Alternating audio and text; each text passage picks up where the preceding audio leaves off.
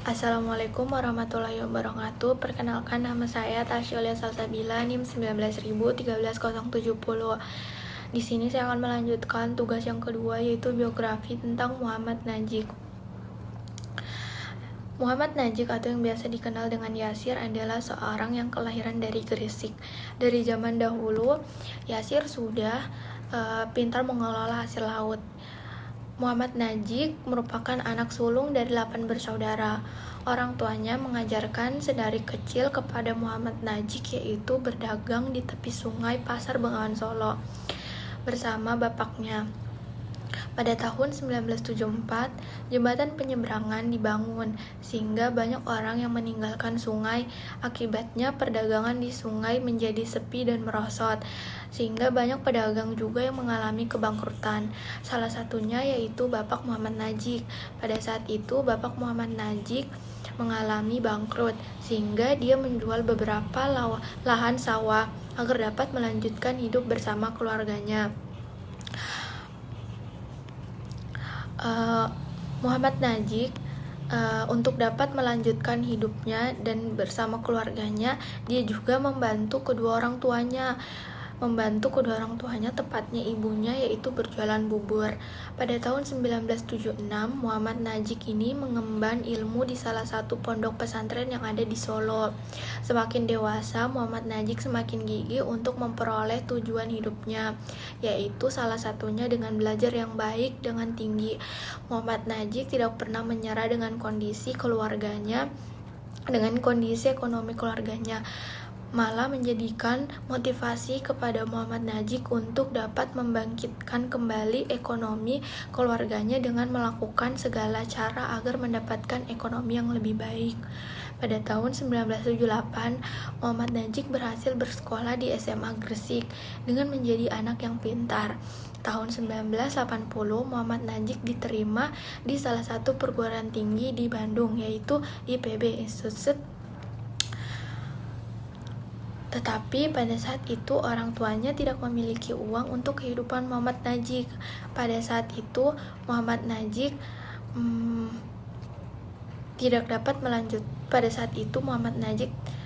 belum bisa melanjutkan pendidikan di IPB. Tetapi orang tuanya saat itu mencari cara bagaimana agar Muhammad Najik bisa melanjutkan pendidikan di IPB, dan pada saat itu juga Muhammad Najik sempat menyendiri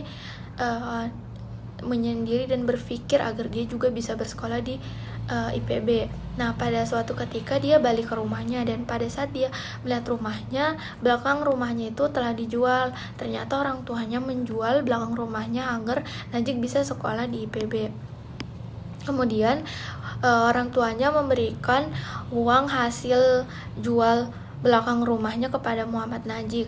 Nah, kemudian Muhammad Najik melanjutkan kuliahnya di IPB. Muhammad Najik ini merupakan anak yang pintar dan rajin. Setiap Sabtu di IPB itu ada ujian, dan dia itu selalu masuk ke dalam 10 besar.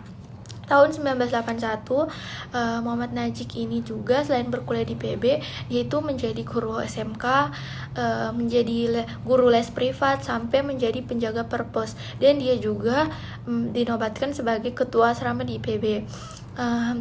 Selain itu, pada zaman dahulu belum ada yang namanya handphone.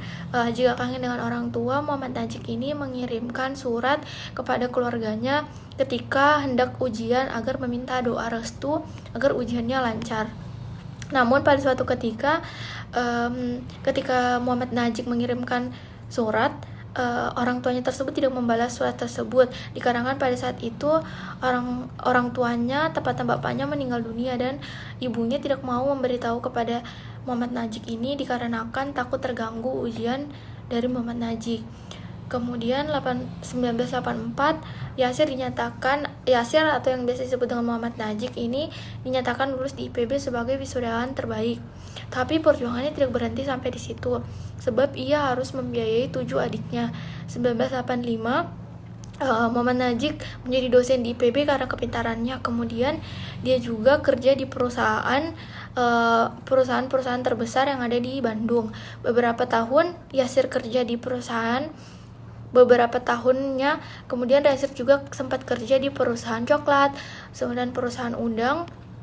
Dan 1990 Yasir menikah, dan dia tuh memiliki tekad bahwa dia suatu saat nanti akan memiliki perusahaan yang besar. Kemudian ketika dia berjalan di pantai, dia melihat banyak nelayan dan dia mengajak kerjasama agar bisa membuat lapangan pekerjaan untuk para orang yang belum memiliki kerja. Kemudian dia pada tahun 1992 dia bersama 3 temannya berhasil membuat perusahaan, dan satu perusahaan Jepang menawarkan kerjasama perusahaan, yaitu dengan membeli semua ikan teri yang ditangkap oleh para nelayan. Pada saat itu usaha tersebut semakin maju, dan Muhammad Yasir pun setiap ada masalah bersama teman-temannya mereka selalu mendiskusikan. Namun pada suatu saat Yasir ini memutuskan untuk melanjutkan usahanya sendiri, hingga sampai saat ini Muhammad Yasir berhasil meresmikan perusahaannya. Tahun 1994 ia itu sampai memiliki mengekspor hasil nelayan ke luar negeri. Dan Muhammad Yasir pun dapat membiayai adik-adiknya dan orang tuanya hidup dengan bahagia. Muhammad Yasir ini sering menceritakan juga kisah hidupnya kepada orang-orang di sekitarnya, bahwa dulu dia pernah hidup susah dan kemudian dia menjadi orang yang sukses. Muhammad Yasir ini juga memiliki jiwa sosial yang tinggi, dan dia banyak dikatakan sebagai pahlawan karena banyak membantu orang-orang yang susah. Sekian, Assalamualaikum warahmatullahi wabarakatuh.